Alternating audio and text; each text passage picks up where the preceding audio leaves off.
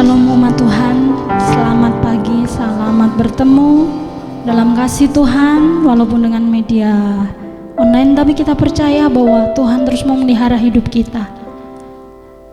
Mari kita mau bersama-sama untuk setiap hati kita menikmati kebaikan dan kemurahan Tuhan. Kita bersyukur bahwa dalam hari-hari kita Tuhan tidak pernah tinggalkan kita. Dia selalu ada. Kemurahannya, kebaikannya selalu melingkupi kehidupan kita. Kita bersyukur sampai hari ini kita boleh ada, semua karena anugerah Tuhan.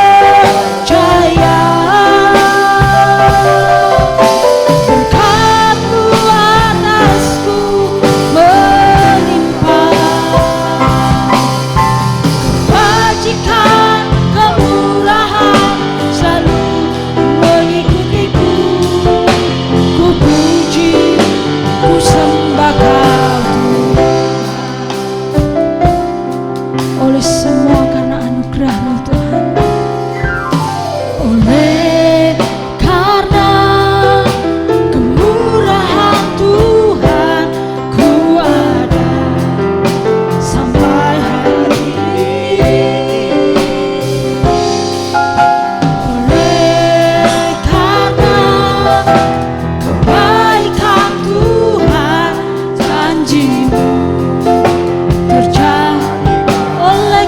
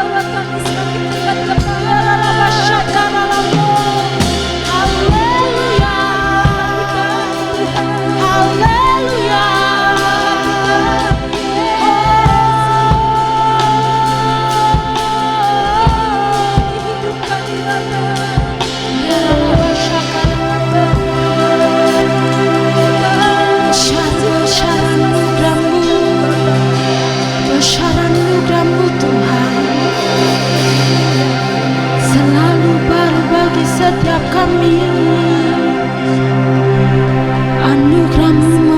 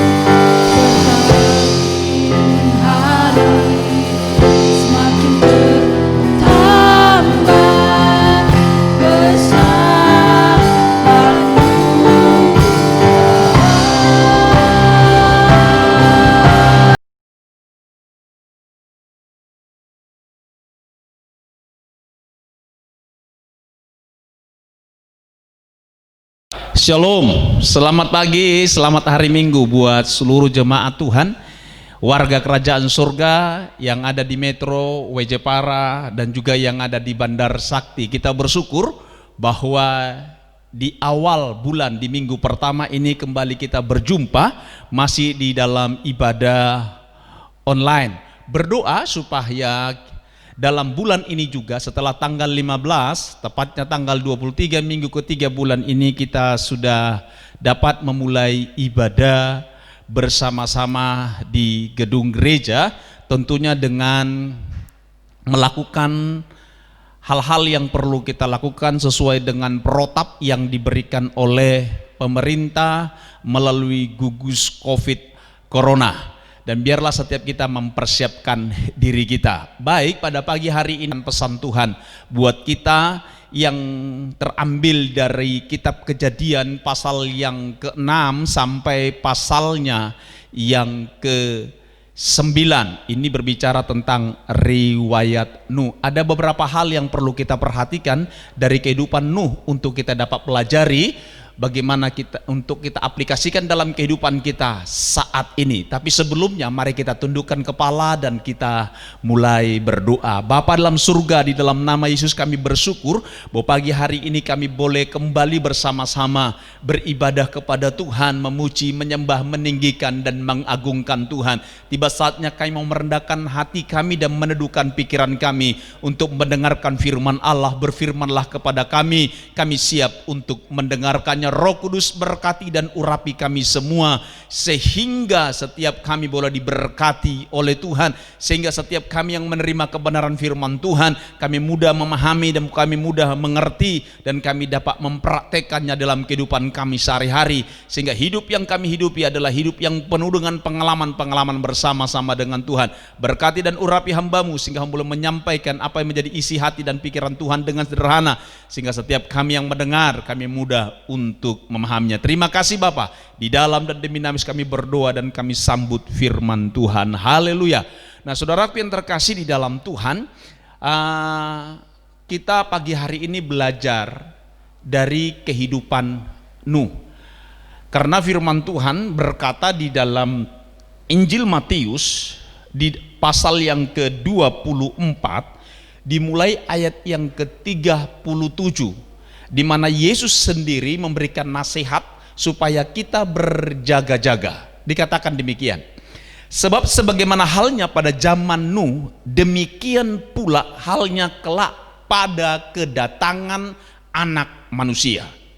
Sebab sebagaimana mereka pada zaman sebelum air bah itu makan dan minum, kawin dan mengawinkan, sampai kepada hari Nuh masuk ke dalam bahtera. Dan mereka tidak tahu akan sesuatu sebelum air bah itu datang dan melenyapkan mereka semua. Demikian pula lah halnya kelak pada kedatangan Anak Manusia. Jelas dari ayat yang kita sudah baca tadi memberitahukan kepada kita supaya setiap kita berjaga-jaga. Karena apa yang terjadi di zaman Nuh itu nanti akan terulang pada zaman ketika Yesus mau datang kembali untuk yang kedua kali. Dan Rasul Paulus menegaskan kembali apa yang akan terjadi di masa-masa kelak, waktu kedatangan Tuhan Yesus yang kedua kalinya. Dalam 2 Timotius pasal yang ketiga ayat yang pertama dikatakan di sana, ketahuilah bahwa pada hari-hari terakhir akan datang masa yang sukar. Sekali lagi, ketahuilah bahwa pada hari-hari terakhir akan datang masa yang akan sukar. Jelas firman Tuhan memberitahukan kepada kita bahwa di hari-hari terakhir menjelang kedatangan Tuhan, keadaan bukan semakin baik seperti yang semua manusia harapkan dan inginkan. Tapi sekali lagi, keadaan yang sukar bukan oleh karena Tuhan penyebab dan sumber kesukaran itu sendiri, tetapi di dalam ayat yang kedua bagian A memberitahukan apa yang membuat keadaan di hari-hari terakhir akan semakin sulit dan akan semakin sukar. Dan hal yang sama itu pernah terjadi di zaman Nuh. Ayat yang kedua dikatakan di sana, manusia akan mencintai dirinya sendiri dan menjadi hamba uang. Sekali lagi di dalam 2 Timotius pasal 3 ayat yang kedua A, yang membuat keadaan menjelang Tuhan Yesus nanti datang, keadaan semakin sulit dan semakin sukar adalah karena manusia akan mencintai dirinya sendiri dan menjadi hamba uang. Artinya bahwa di hari-hari terakhir yang membuat keadaan semakin sulit dan semakin sukar adalah karena manusia hidup hanya untuk dirinya sendiri, hidup menjadi hamba uang. Sehingga dapat dilihat dari apa yang mereka perbuat, apa yang mereka kerjakan, itu dasarnya adalah apa yang baik, apa yang menguntungkan buat aku, maka segala hal pun akan dikerjakan dan dilakukan. Dan mungkin juga dia bisa bergembira di atas penderitaan orang lain. Dan keadaan itu tidak dapat kita hindari karena firman Tuhan pasti akan digenapi. Nah, kita sebagai warga kerajaan surga, ada pesan Tuhan yang ingin Tuhan sampaikan kepada kita, bagaimana cara hidup warga kerajaan surga di tengah-tengah keadaan dunia yang akan semakin sulit dan semakin sukar nantinya. Nah, kita akan melihat tadi seperti saya katakan di dalam kitab Kejadian pasal yang ke-6, dimulai ayatnya yang ke-7. Kita akan belajar ada 3 hal yang dapat kita pelajari dari kehidupan Nuh, bagaimana kita menghadapi hari-hari terakhir, hari-hari yang akan semakin sulit dan semakin sukar. Kita mulai dari ayat yang ke-7 dalam kitab Kejadian pasal yang ke-6. Berfirmanlah Tuhan, aku akan menghapuskan manusia yang telah kuciptakan itu dari muka bumi, baik manusia maupun hewan dan binatang-binatang melata dan burung-burung di udara, sebab aku menyesal bahwa aku telah menjadikan mereka. Tetapi Nuh mendapat kasih karunia di mata Tuhan. Sekali lagi, ayat yang ke-7 memberitahukan kepada kita bahwa Tuhan sudah berikhtiar akan membunuh dan membinasakan seluruh makhluk hidup, baik manusia, baik binatang-binatang, melata, dan juga hewan serta burung-burung di udara. Allah sudah berikhtiar, tidak ada yang terkecuali. Tetapi biasa ada ayat yang luar biasa di ayat yang ke-8 dikatakan di sana, tetapi Nuh mendapat kasih karunia di mata Tuhan. Artinya Nuh tidak turut dibinasakan, Nuh tidak turut dilenyapkan. Tuhan bukan karena Nuh baik, bukan karena Nuh pantas dan layak untuk diselamatkan, tapi sekali lagi Nuh diselamatkan dari murka Allah yang besar itu oleh karena Nuh mendapatkan kasih karunia Tuhan. Apa itu kasih karunia Tuhan? Yang dimaksud dengan kasih karunia adalah kebaikan atau kemurahan Tuhan yang tidak pantas kita terima, tapi Tuhan berikan kepada kita. Dan Nuh mendapatkan dan memperoleh itu sehingga dia tidak turut dibinasakan ataupun dilenyapkan oleh Tuhan. Ayat yang inilah riwayat Nuh setelah dia mendapatkan kasih karunia. Nuh adalah seorang yang benar dan tidak bercela di antara orang-orang sezamannya. Dan Nuh itu hidup bergaul dengan Tuhan. Nuh memperanakkan 3 orang laki-laki, Sem, Ham, dan Yafet. Adapun bumi telah rusak di hadapan Tuhan, penuh dengan kekerasan. Tuhan mendilik bumi itu dan sungguhlah rusak benar, sebab semua manusia menjalani atau menjalankan hidup yang rusak di bumi. Berfirmanlah Tuhan kepada Nuh, aku telah memutuskan untuk mengakhiri hidup segala makhluk, sebab bumi telah penuh dengan kekerasan oleh mereka. Jadi aku akan memusnahkan mereka bersama-sama dengan Nuh. dan Bapak Ibu dan seluruh jemaat Tuhan bisa terus membaca riwayat Nuh ini sampai pasalnya yang ke-9. Nah, seperti yang saya sampaikan tadi di depan, ada 3 hal yang dapat kita pelajari dari kehidupan Nuh. Bagaimana kita dapat hidup di situasi dan kondisi di hari-hari terakhir, di hari-hari yang semakin sulit dan semakin sukar. Sebab Yesus tadi sudah berkata di dalam Injil Matius pasal 24 dimulai ayat yang ke-39 bahwa keadaan hari-hari terakhir itu sama seperti keadaan yang dihadapi oleh Nuh. Bagaimana Nuh akhirnya bisa lepas dan bebas dari murka atau pemusnahan Tuhan. Saudaraku yang terkasih dalam Tuhan, sekali lagi itu semua oleh karena kasih karunia Tuhan. Nah, saudaraku yang terkasih di dalam Tuhan, dari ayat ini saya mau mengajak setiap saudara dan saya, siapa saudara dan saya di mata Tuhan saat ini, bahwa saudara dan saya adalah anak-anak Tuhan, bahwa saudara adalah putra dan putrinya Tuhan. Saudara disebut sebagai anak, sekali lagi bukan karena saudara pantas dan layak disebut sebagai anak. Saudara bukan karena pantas diselamatkan oleh Tuhan, tapi sekali lagi oleh karena kasih karunia Bapa yang Tuhan berikan kepada kita melalui Yesus Kristus. Sehingga setiap saudara yang percaya kepadanya, percaya kepada Yesus, saudara boleh disebut sebagai anak-anak Tuhan. Nah, sebagai anak-anak Tuhan yang hidup di hari-hari terakhir yang sama seperti zamannya Nuh, ada 3 hal yang perlu kita perhatikan dari kehidupan Nuh yang dapat kita pelajari. Yang pertama, dan biarlah ini menjadi sebuah gaya hidup kita sebagai orang yang sudah menerima dan mendapatkan kasih karunia Tuhan. Yang pertama adalah hidup sesuai dengan firman Tuhan atau hidup di dalam ketaatan kepada Tuhan. Ayat yang ke-14 dikatakan di sana, buatlah bagimu sebuah batra dari kayu gofir. Batra itu harus kau buat berpetak-petak dan harus kau tutup dengan pakal dari luar dan juga dari dalam. Ayat yang ke-22, ayat yang kedua dalam Kejadian pasal yang ke-6 dikatakan di sana, lalu Nuh melakukan semuanya itu tepat seperti yang diperintahkan Allah kepada, demikianlah dilakukannya.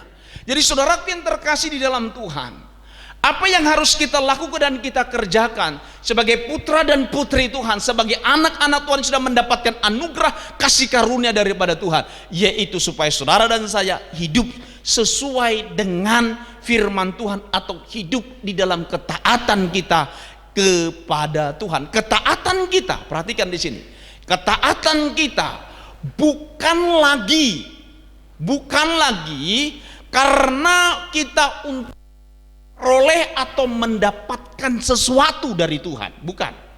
Ketaatan kita bukan lagi untuk saudara dan saya mendapatkan atau memperoleh berkat atau selamat, bukan karena itu.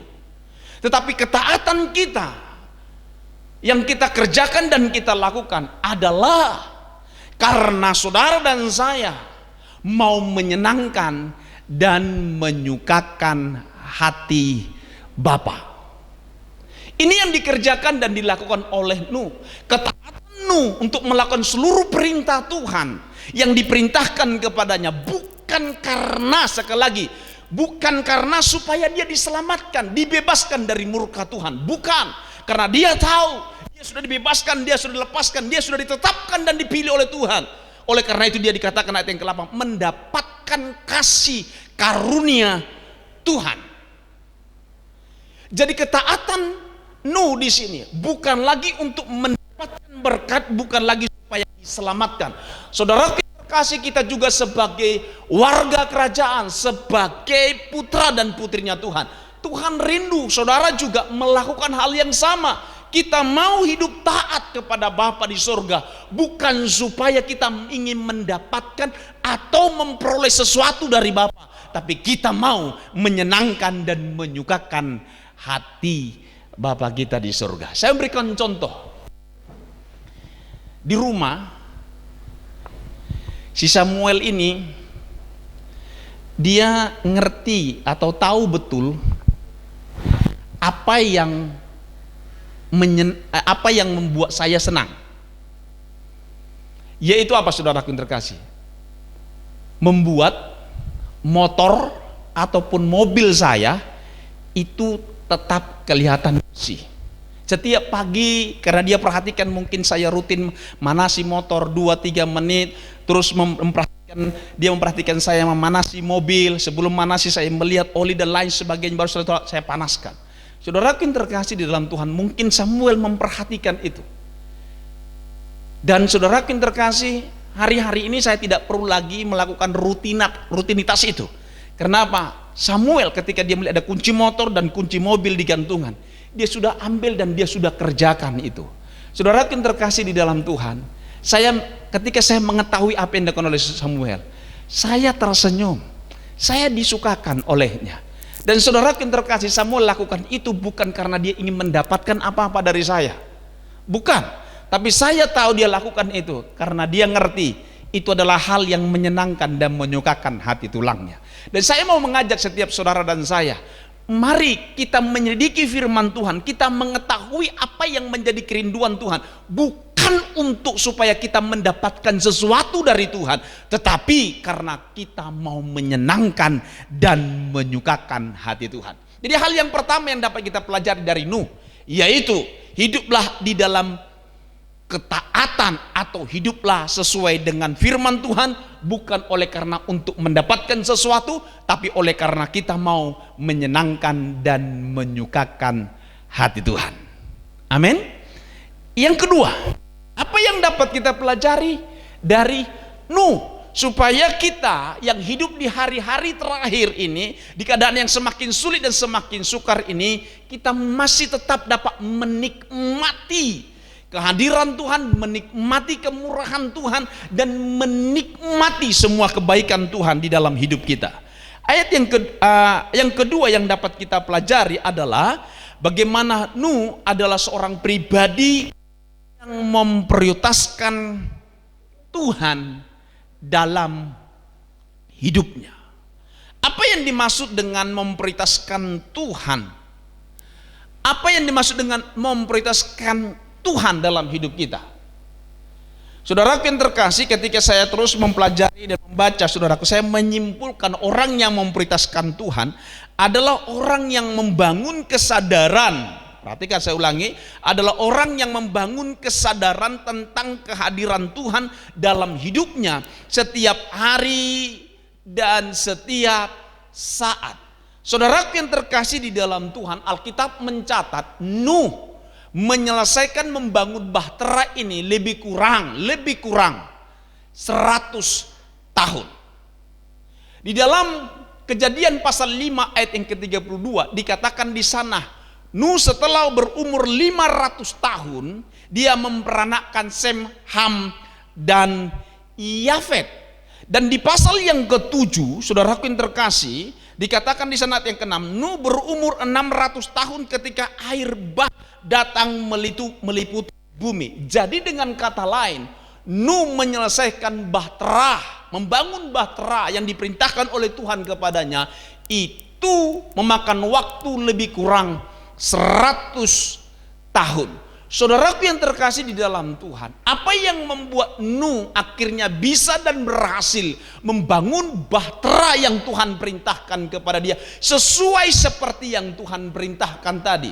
Saudaraku, jawabannya sangat sederhana sekali sebenarnya, adalah karena Nuh belajar untuk terus memprioritaskan Tuhan dalam hidupnya, yang dengan kata lain Nuh membangun kesadaran tentang arti kehadiran Tuhan dalam hidupnya setiap hari dan setiap saat. Saya mau katakan kepada saudaraku yang terkasih, orang yang memprioritaskan Tuhan, yang adalah orang yang membangun kesadaran tentang arti kehadiran Tuhan di dalam hidupnya, akan, perhatikan saudaraku, ini akan membantu kita membangun skala prioritas dalam hidup kita yang mempunyai dampak. Yang pertama adalah dampak yang dapat kita nikmati sendiri atau yang dapat kita lihat, yang kita rasakan sendiri, saudaraku yang terkasih, adalah yang pertama, dampaknya adalah ketertiban. Karena kita mempunyai skala prioritas dalam hidup kita, maka itu akan memberikan dampak dalam hidup kita. Kita akhirnya bisa membuat skala prioritas. Apa yang terlebih dahulu kita kerjakan, apa yang penting, apa yang terpenting, apa yang tidak penting. Dan Nuh, saudara yang terkasih dalam Tuhan, yang memprioritaskan Tuhan, yang artinya dia membangun kesadaran tentang arti kehadiran Tuhan dalam hidupnya, itu menolong dan membantu dia untuk membuat skala prioritas dalam hidupnya, sehingga saudaraku dampaknya hidupnya mengalami ketertiban. Ketika dia bangun pagi, dia ngerti, dia tahu apa yang harus diperbuat dan dikerjakan dan dilakukan. Dia menelaah, dia memetakan mana yang terpenting, mana yang penting, dan mana yang kurang penting. Dari mana dia tahu membuat hal tersebut? Sekali lagi, karena Tuhan menolong dia, Tuhan membantu dia. Sebab apa? Sebab Tuhan ada bersama dengan dia. Yang kedua, dampak dari membangun kesadaran tentang arti kehadiran Tuhan dalam hidup kita. Dampak yang kedua, saudara dan saya akan bebas dari rasa takut, dari rasa kekhawatiran. Karena apa? Karena kita sadar kita tidak sendirian. Kita tahu bahwa Tuhan ada bersama dengan kita. Apa yang kita butuhkan dan kita perlukan ketika kita hendak mau melakukan apa yang menjadi kerinduan Tuhan yang harus kita kerjakan dalam hidup kita untuk menyukakan hatinya, Tuhan akan bersedia untuk menolong dan membantu kita, bahkan memberkati, sebagaimana Nuh untuk dia membangun bahtera. Tidak sedikit hal yang harus dia tanggung, baik itu secara fisik, baik itu secara mental, baik itu secara ekonomi. Tetapi saudaraku yang terkasih di dalam Tuhan, Nuh bebas dan lepas dari rasa takut dan kekhawatiran karena dia tahu Tuhan bersama dengan dia. Orang yang membangun kesadaran tentang arti kehadiran Tuhan dalam hidupnya adalah orang yang sudah belajar untuk memprioritaskan Tuhan di dalam hidupnya.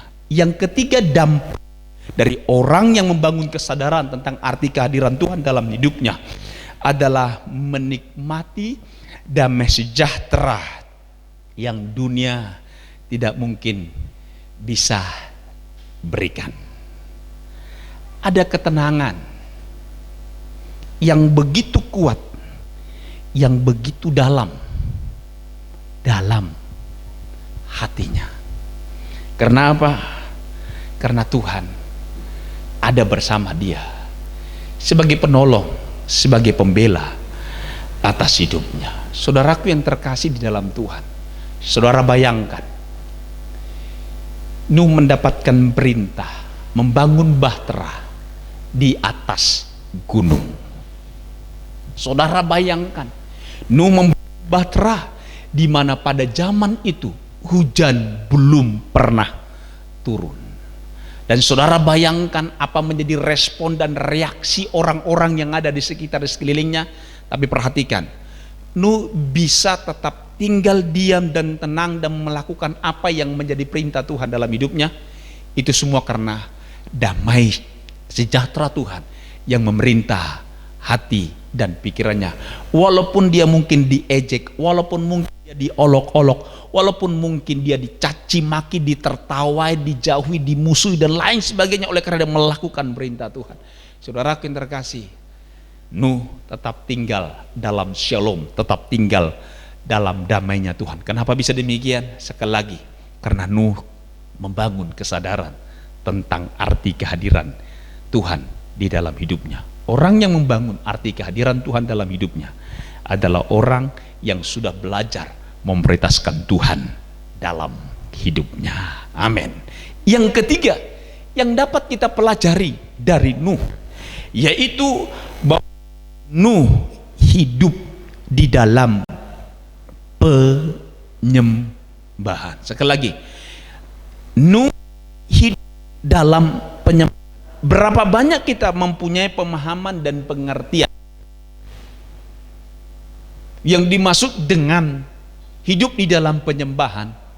Kita naikkan pujian, kita angkat Tuhan, terus kita bilang, oh haleluya, haleluya, engkau hebat, engkau dahsyat, Bapakku engkau baik, dan lain sebagainya. Saudaraku yang terkasih di dalam Tuhan, itu bukanlah inti dari sebuah penyembahan. Itu belumlah saudara dan saya hidup di dalam penyembahan. Arti dari hidup dalam penyembahan adalah hidup yang mengasihi Tuhan dengan didasari bahwa segala sesuatunya adalah milik Tuhan. Sekali lagi saya mau katakan, hidup di dalam penyembahan adalah hidup yang mengasihi Tuhan, yang didasari dengan pemahaman dan pengertian bahwa segala sesuatunya adalah milik Tuhan. Roma pasal 12 ayat 1 dan 2 dikatakan di sana, demi kemurahan Allah aku menasihatkan kamu supaya kamu mempersembahkan tubuhmu sebagai persembahan yang hidup, yang kudus dan berkenan kepada Allah. Itu adalah ibadahmu yang sejati. Ayat yang kedua, berubahlah engkau oleh karena pembaharuan budimu. Saudaraku yang terkasih di dalam Tuhan, Paulus memberikan nasihat pada gereja Tuhan yang ada di Roma, yang sudah mengalami dan menikmati serta menerima anugerah keselamatan, yang sudah menerima kasih karunia Allah melalui Yesus Kristus. Rasul Paulus mengajak supaya mereka beribadah kepada Allah, hidup di dalam penyembahan kepada Allah. Dengan cara apa? Dengan cara mempersembahkan hidup mereka kepada Tuhan. Dan orang yang dapat mempersembahkan hidupnya kepada Tuhan adalah orang yang mengasihi Tuhan. Dan orang yang mengasihi Tuhan adalah orang yang sadar bahwa hidup yang dihidupi dan segala yang dimiliki dan dipunyai itu semuanya adalah milik Tuhan. Oleh karena itu Tuhanlah yang layak untuk dipuji dan disembah, sehingga apapun yang diperbuat, apapun yang dikerjakannya, apapun yang dilakukan, apapun yang diucapkan, apapun yang direncanakan, saudara yang terkasih dalam Tuhan, pertanyaannya bukanlah apakah itu menyenangkan dan menguntungkan diriku, tapi pertanyaannya adalah apakah hal itu menyenangkan, menyukakan dan memuliakan nama Tuhan atau tidak. Karena itu di dalam Galatia pasalnya yang kedua, Galatia pasal 2 ayat 19 sampai ayat yang ke-20 berkata, sebab aku telah mati oleh hukum Taurat untuk hukum Taurat, supaya aku hidup untuk Allah. Aku telah disalibkan dengan Kristus. Namun aku hidup, tetapi bukan lagi aku sendiri yang hidup, melainkan Kristus yang hidup di dalam aku. Dan hidupku yang kuhidupi sekarang di dalam daging adalah hidup oleh iman dalam Anak Allah yang telah mengasihi aku dan menyerahkan dirinya untuk aku.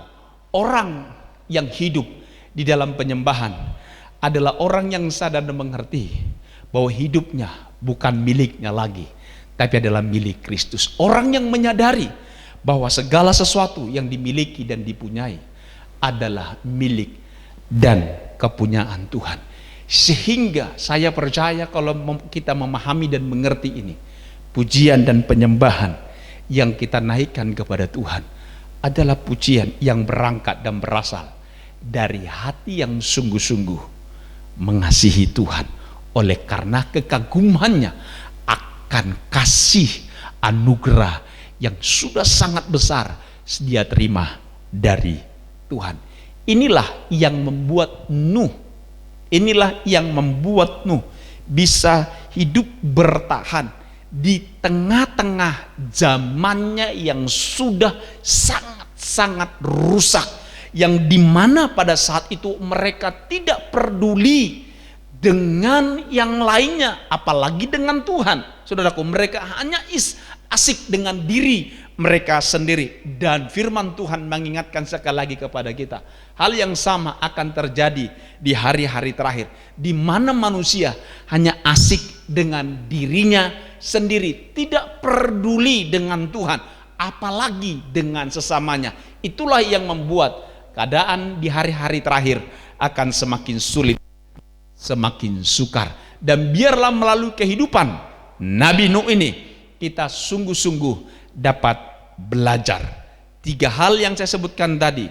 Yang pertama, hiduplah sesuai dengan firman Tuhan atau hidup di dalam ketaatan. Kita taat bukan karena kita ingin mendapatkan apa-apa dari Tuhan lagi, tapi kita taat karena kita tahu itu menyenangkan dan menyukakan hati Tuhan. Yang kedua yang dapat kita pelajari dari Nuh, yaitu belajar untuk memprioritaskan Tuhan.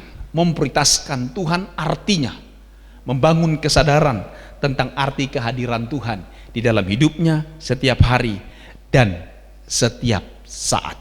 Dan yang ketiga yang dapat kita pelajari dari Nuh adalah hidup di dalam penyembahan, yang artinya kita hidup dalam mengasihi Tuhan karena kita sadar bahwa segala sesuatu yang kita miliki dan kita punyai semuanya adalah milik Tuhan, yang Tuhan percayakan bagi kita untuk kita nikmati.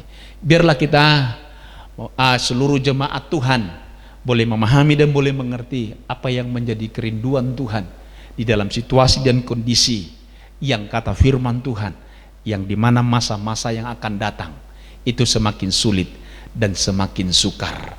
Tapi bagi kita sebagai warga kerajaan surga, percayalah Tuhan dan Bapa kita di dalam Yesus Kristus selalu ada buat saudara dan saya. Tangannya yang kuat, lengannya yang perkasa akan memegang tangan kita, akan memimpin kita, akan menuntun langkah-langkah kita. Dan saya percaya Bapa kita akan membawa kita mengalami dan menikmati hal-hal yang besar yang Bapa sudah sediakan bagi setiap saudara dan saya. Tuhan Yesus memberkati kita.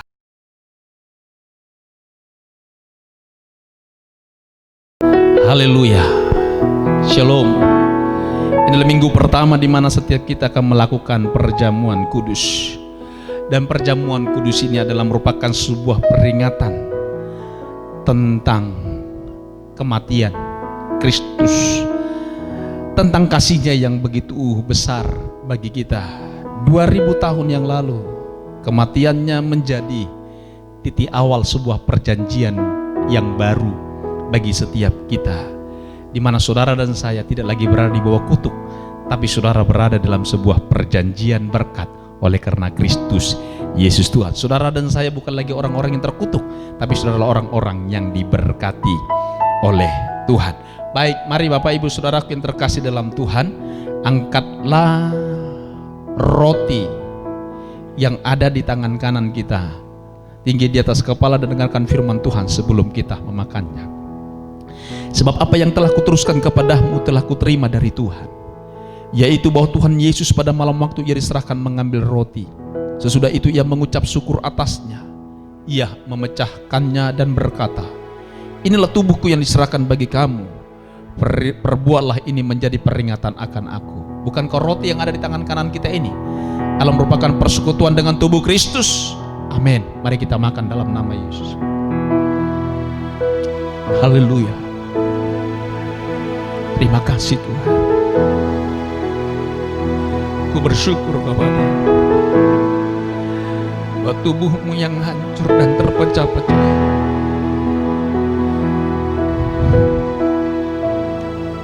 oleh karena dosa dan pelanggaran. Haleluya, terima kasih. Sekarang angkatlah ucapan syukur yang ada tangan kananmu tinggi di atas kepala, dengarkan firman Tuhan sebelum kita meminumnya. Demikian juga ia mengambil cawan sesudah makan lalu berkata, cawan ini adalah perjanjian baru yang dimeteraikan oleh darahku. Perbuatlah ini setiap kali kau meminumnya menjadi peringatan akan aku.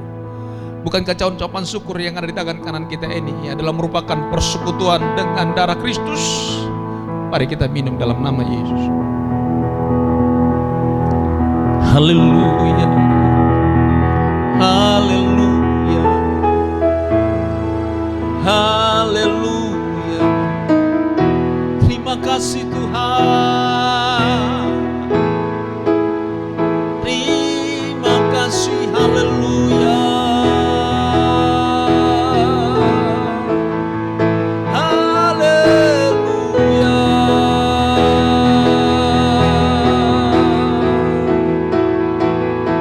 Syukur bagimu.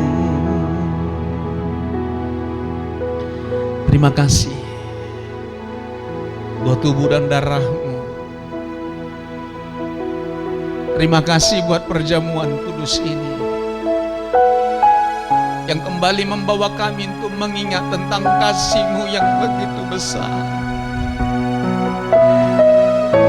yang membawa kembali kami mengingat tentang cinta-Mu yang hebat atas hidup kami. Biarlah setiap kami boleh mencontoh dan meneladani ketika dia menyadari tentang kemurahan Tuhan yang telah menyelamatkannya dari murka Tuhan yang begitu hebat dan dahsyat. Nuh tidak menyia-nyiakan itu. Nuh terus belajar hidup menyenangkan dan menyukakan hati Tuhan. Ya biarlah setiap kami belajar mencontoh dan meladani Nuh dalam hidup kami. Roh Kudus, Engkau menolong. Roh Kudus, Engkau yang memberkati setiap umat-Mu. Doaku, biarlah seluruh umat-Mu mengalami dan menikmati pengalaman-pengalaman yang baru bersama dengan Bapa di surga di dalam sebuah perjanjian berkat. Biarlah nama Tuhan dipermuliakan atas hidup mereka, atas keluarga mereka, atas usaha pekerjaan dan pendidikan mereka. Terima kasih Bapa. Di dalam dan demi nama Yesus kami berdoa dan mengucap syukur. Mari umat Tuhan angkat kedua tanganmu dan terimalah berkat Tuhan. Tuhanlah yang memberkati, melindungi, menjagai, bahkan yang menyertai keluar dan masuk kita. Tuhanlah yang membuat kita berhasil dan beruntung dalam segala usaha pekerjaan, pelayanan, pendidikan, rumah tangga, dan juga rencana-rencana kita ke depan. Tuhan yang menjauhkan dan melepaskan kita dari segala mara bahaya dan juga segala kedahsyatan malam. Damai sejahtera dan sukacita yang melampaui segala akal itu terus memerintah atas hati dan pikiran kita. Damai sejahtera, sukacita yang melampaui segala akal itu terus mewarnai hidup kita, terus mewarnai keluarga kita, dan bahkan langkah-langkah kita. Haleluya. Dan darah Yesus menutup bungkus dan menuduhi kita, serta para malaikat Tuhan berkemar seliling kita, menjagai, mengawali, bahkan turut membantu dan melayani kita. Terimalah berkat ini di dalam nama Bapa, Putra dan Roh Kudus, yaitu dalam nama Tuhan kita Yesus Kristus, yang percaya dan sudah diberkati oleh Tuhan. Bersama saya katakan amin. Shalom. Tuhan Yesus memberkati kita di bulan Juni ini. Haleluya. Amin.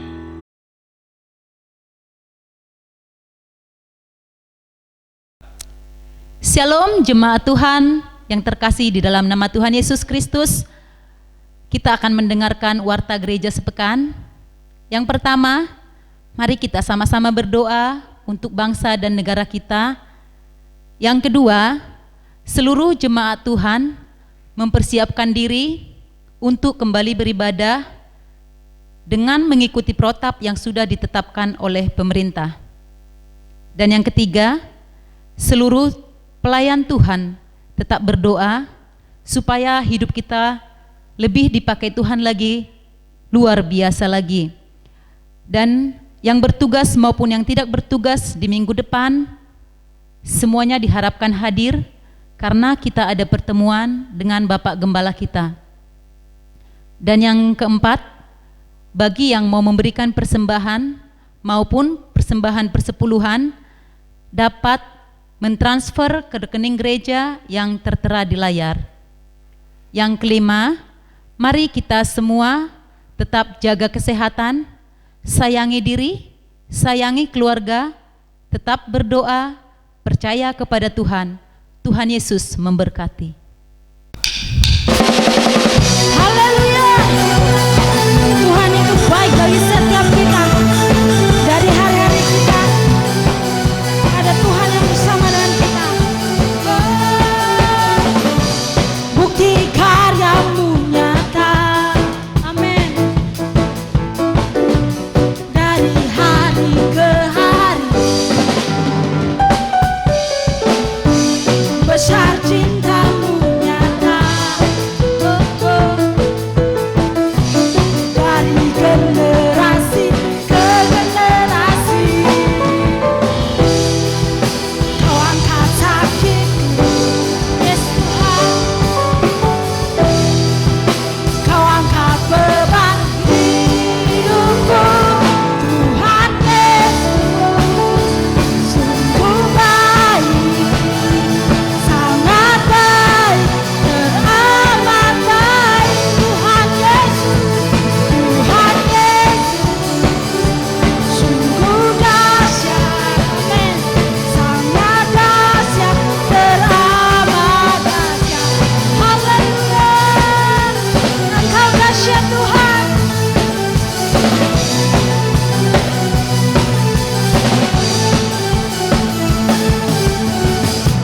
Bukti karya-Mu nyata. Dari hari ke hari besar cinta-Mu, besar cinta-Mu nyata. Dari generasi ke generasi Kau yang angkat sakit kami Tuhan. Kau angkat sakitku, Kau angkat beban hidupku, Tuhan Yesus. Sungguh baik, sangat baik, teramat. Katakan Tuhan Yesus, Tuhan Yesus. Sungguh dahsyat, sangat dahsyat, teramat. Tuhan Yesus, Tuhan Yesus. Sungguh baik, sangat baik, teramat baik. Tuhan Yesus, sungguh dahsyat, sangat dahsyat, teramat dahsyat. Haleluya. Dahsyat, teramat dahsyat. Sungguh dahsyat, teramat dahsyat. Haleluya. Kau dahsyat bagi setiap kami Tuhan.